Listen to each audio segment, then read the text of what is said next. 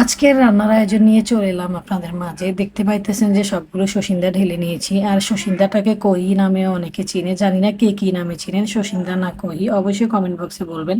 আর খুব দুঃখের সঙ্গে তরকারিগুলো কাটতেছিলাম। আর এমন একটা দুঃখ যে ঢাকা সিটিতে আর মনে হয় থাকা সম্ভব না, ঢাকা সিটি থেকে চলে যেতে হবে।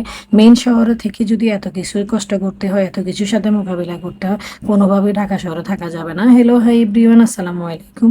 ওয়েলকাম করছি মাই ডেইলি ব্লগ আমার সংসার। কি অবস্থা, কেমন আছেন সবাই? এই বাসাতে, নতুন বাসাটাতে আমি উঠেছি হলো রোজার 23টা না 24টার সময়। তখন আলহামদুলিল্লাহ বাসাটার পরিবেশ, বাসাটার আলো বাতাস সর্বক্ষেত্র দেখে এত পরিমাণে ভালো লেগেছে। তো এখনও ভালো লাগতেছে, মনটা একদম বাসার মধ্যে বসে গিয়েছে। তো দেখতাম যে মাঝে মাঝে একদম গ্যাস থাকতো না সকালে, তো ভেবেছি এটা কোনো ব্যাপার না, একটু লেটে খাবো, যেহেতু ঢাকা শহরে গ্যাসের প্রবলেম। এটার জন্য চিন্তা আর করিনি, ভাবলাম যে সব কিছু যেহেতু ঠিক আছে, গ্যাসটা একটু মাঝে মাঝে ডিস্টার্ব করলেও এটা চলা যাবে। আর আমার দুইটা ইলেকট্রিক চুলা আছে, মাঝে মাঝে প্রয়োজনে ইলেকট্রিক চুলায় আমি রান্না করে নিব। কষ্টের সাথে বলতে পারতেছি না যে পানির কষ্টটা সমাধান করার মতো সম্ভব না। এখন কোরবানির ঈদের পর থেকে গ্যাসের আগে যে প্রবলেমটা ছিল সেটা সলভ হয়েছে, গ্যাসের লাইনের কাজ করেছে, এখন একটু গ্যাসটা থাকে। যাই হোক, সকালে রান্না নাস্তা পানি করা যায়, মোটামুটি থাকে আলহামদুলিল্লাহ। যেটা আছে সেটা দিয়ে খাওয়া রান্না চলে। কিন্তু পানিটা আজকে 3 দিন পর্যন্ত এমন একটা অবস্থা হচ্ছে যে লাইনে নাকি কোনো পানি নাই। তো পানি ছাড়া কিভাবে বাঁচবো? পানি ছাড়া ওয়াশরুমে যাওয়া যাবে না, রান্না করা যাবে না, ছোট বাচ্চা আছে তাকে নিয়ে কিভাবে থাকবো, নিজেরা গোসল ছাড়া গরমের মধ্যে কিভাবে কি বাঁচবো।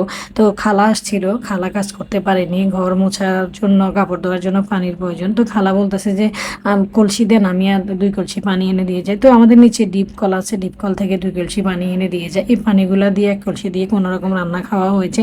আর বাকি আমাদের যে ফিল্টারিংয়ে পানি করা ছিল সেই পানি দিয়ে আমরা চাল টালগুলো ধোয়া টোয়া করেছি। যাই হোক, ঢাকা সিটিতে যদি আমরা যে জায়গাতে থাকি, মেইন সিটি, সেখানে যদি আমাদের এই সমস্যার মুখোমুখি হতে হয়, তাহলে ঢাকা থেকে থাকাচ্ছে না থাকাই ভালো।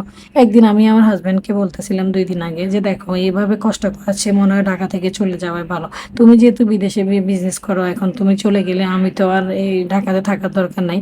তো ফেনীতে চলে যাব, ফেনীতে বাসা ভাড়া কম। আমাদের এই বাসাটা 40 থেকে 45 হাজার টাকা আমাদের শুধু খরচ পড়ে, খাওয়া খরচ ছাড়া।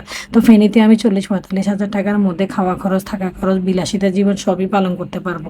তো অতএব চলে যাওয়াই ভালো। কথা বলতে বলতে আমার সব রান্না হয়ে গিয়েছে। দুঃখের কথাগুলো না বললে আজকে পারছি না। সারাটা দিন গোসল করতে পারিনি, নাওয়া খাওয়া ছাড়া রয়েছি। একটা পর্যায়ে অস্থিরতার সাথে কোনো রকম একটু খেয়ে নিয়েছি। মানে এই কষ্ট আর মানা কোনো প্রকারে সম্ভব হচ্ছে না।